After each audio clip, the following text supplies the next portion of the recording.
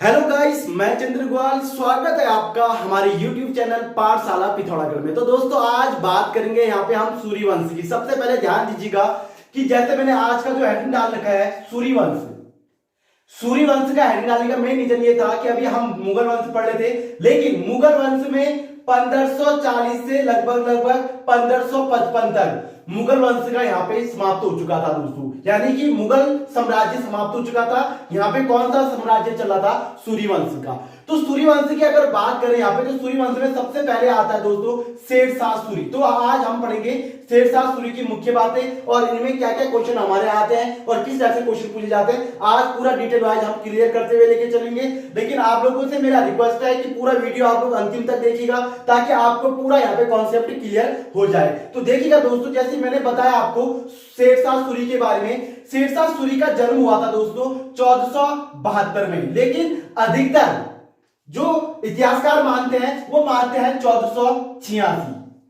लेकिन इनका जो मकबरा है, मकबरा में इनका क्या कहते हैं जो जन्म बताया गया है वो बताया गया है 1472। तो आप लोग से एक रिक्वेस्ट है कि अगर आपके एग्जामों में अगर इस टाइप के क्वेश्चन आते हैं, वैसे तो ये क्वेश्चन नहीं पूछा जाता है, अगर गलती से पूछ लिया जाए तो आप लोग 1472 यहाँ पे क्या डाल सकते हो, आंसर डाल सकते हो दोस्तों। तो ये आपका एक यहाँ पे मेन क्वेश्चन हो गया। उसके बाद शेरशाह सूरी की बात करें, यहाँ पे शेरशाह सूरी का बचपन का नाम था फरीद खां।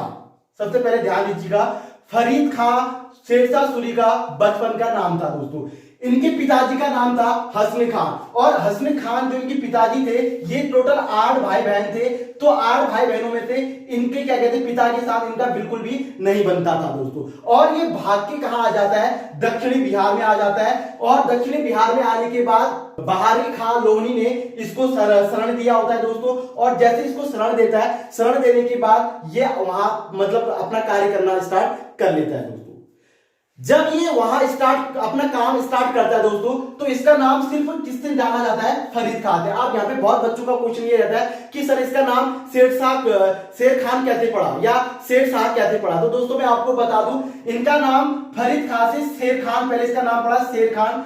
शेर खान नाम क्यों पड़ा मैं आपको बता दूं, यह एक बार राजा के साथ, यानी कि जो बहारी खां लावनी था उसके साथ ये शिकार के लिए जाता है दोस्तों। और जब ये शिकार के लिए जाता वहां, तो शिकार में जाने के बाद सबसे मेन क्वेश्चन ये आता है, शिकार में जाने के बाद यह एक जिंदा शेर को क्या कर लेता है? पकड़ के लाता। अब कोई इतिहासकार कहते हैं कि इसको क्या, शेर को इसने एक ही झटके में मारा था या शेर के साथ इसने लड़ाई की थी। तो यहाँ पे बात अलग अलग आती है, लेकिन इसने शेर को क्या किया था? मारा था दोस्तों। तब इसे यहाँ पे बाहर खान लोहनी ने इसको शेर खान की क्या दे दी थी? उपाधि दे दी थी।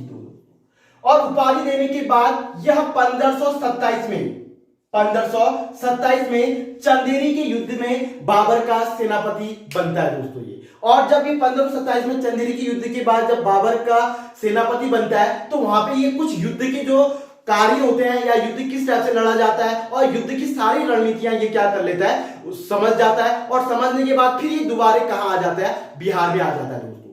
और कुछ समय के बाद इसको पता चलता है कि बाबर की मृत्यु हो चुकी है और मुगल साम्राज्य का जो काम कर रहा है वो कौन कर रहा है? हुमायूं कर रहा है। अब यहां से टॉपिक इसका स्टार्ट रहता है दोस्तों कि यह 1539 में, ये बहुत इंपॉर्टेंट है, ये मैंने आपको मुगल वंश में भी बताया था और यहां पे मैं बता रहा हूं आपको कि 1539 में यह पहला युद्ध लड़ता है हुमायूं के साथ, जिसका नाम है चौसा का युद्ध।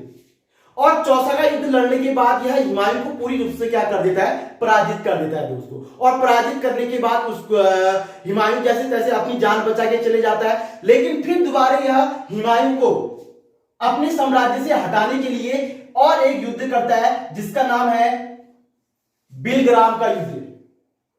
ये ध्यान दीजिएगा, ये बिलग्राम के युद्ध को कन्नौज का युद्ध भी कहा जाता है दोस्तों।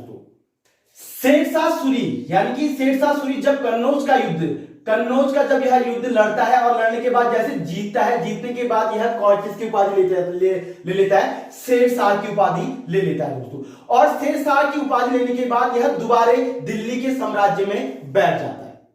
तो ये था इसका मेन क्वेश्चन दोस्तों। तो 2 युद्ध मैंने आपको बता दिए। उसके बाद इनकी जो मृत्यु होती है 1545 में, ये आपको पता होगा दोस्तों, 1545 में इनकी मृत्यु हो जाती है। और इसने जो कार्य किया होता है, सबसे पहले मैं बता दूं, इन्होंने जो कार्य किया होता है, ये क्या किया होता है कि पालवा का युद्ध लड़ा होता है, जिसमें राजपूतों को इसने जबरदस्ती वहां पे क्या कर लेता है दोस्तों, घेर लेता है। उनके जो किले होते हैं उनको घेर लेता है, और जैसे उनके किले को घेरता है तो ये एक संधि करता है दोस्तों। संधि मतलब एक समझौता करता है, और समझौता में कहता है कि आप लोग अपने क्या कहते हैं किले से बाहर आइए, हम आपके साथ युद्ध नहीं करेंगे और आपको सुरक्षा पूर्ण क्या कर देंगे, यहां से मतलब यहां से जाने के लिए बोलेंगे।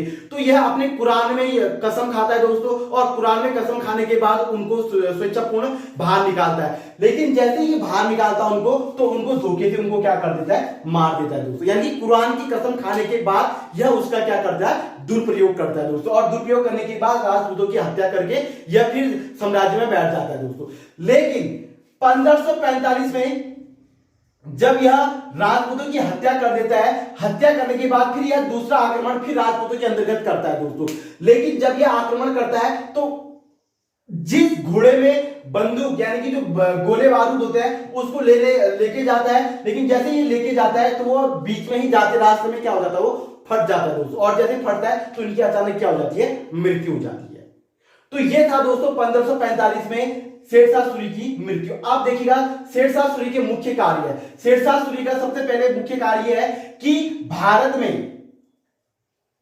में सबसे पहले इन्होंने रुपया शब्द का प्रयोग किया था दोस्तों। सबसे यह क्वेश्चन पूछा जाता है कि रुपया शब्द का सबसे पहले प्रयोग किसने किया था, तो रुपया शब्द का जो प्रयोग सबसे पहले किया था वो शेरशाह सूरी ने किया था दोस्तों। उसके बाद इन्होंने भारत का सबसे बड़ा सड़क ग्रांड ट्रंक रोड, यह भी किसने बनाया था, तो यह भी शेरशाह सूरी ने बनाया था दोस्तों। उसके शेरशाह सूरी के दो पुत्र थे, एक का नाम था दोस्तों, एक का नाम था आपका आदिल खां और दूसरे का नाम था जल्ला खां। सबसे पहले ध्यान दीजिएगा, आदिल खां और जल्ला खां, और इनमें से इसका छोटा पुत्र होता है जल्ला खां और बड़ा पुत्र होता है आदिल खां। और जैसे ही शेरशाह सूरी की डेथ हो जाती है तो शेरशाह सूरी की डेथ होने के बाद इसका जो उत्तराधिकारी बनता है वो इसका छोटा पुत्र बनता है जिसका नाम होता है जल्ला खां दोस्तों। और जल्ला खां जैसे यहां पे इसका उत्तराधिकारी बनता है, फिर यह 1553 तक यह क्या करता है, यहाँ पे शासक करता है, और अचानक इनकी भी क्या हो जाती है, यहाँ पे मृत्यु हो जाती है। मृत्यु होने के बाद इसका जो पुत्र होता है हेमू, जैसे आपको पता होगा पानीपत का दूसरा युद्ध हेमू और अकबर के बीच हुआ था, तो यह सूरी वंश का ही शासक है और हेमू इसका पुत्र अधिकारी बनता है। जिसके बाद 1556 में अकबर के साथ युद्ध करते समय हेमू की भी क्या हो जाती है, यहाँ पे मृत्यु हो जाती है दोस्तों। तो ये था टोटल यहाँ पे सूरी वंश का एक साम्राज्य, और इसके अंतर्गत मैंने सारे जो इंपॉर्टेंट क्वेश्चन थे वो मैंने आज आप लोग को क्लियर रूप से बता दिए दोस्तों। तो आप लोगों से मेरा रिक्वेस्ट है कि अगर आप लोग को अगर ये वीडियो पसंद आया होगा तो दोस्तों आप लोग हमारे चैनल को जल्दी सब्सक्राइब कीजिएगा, साथ में लाइक करना बिल्कुल भी ना भूलिएगा। जय हिंद, जय भारत, जय उत्तराखंड।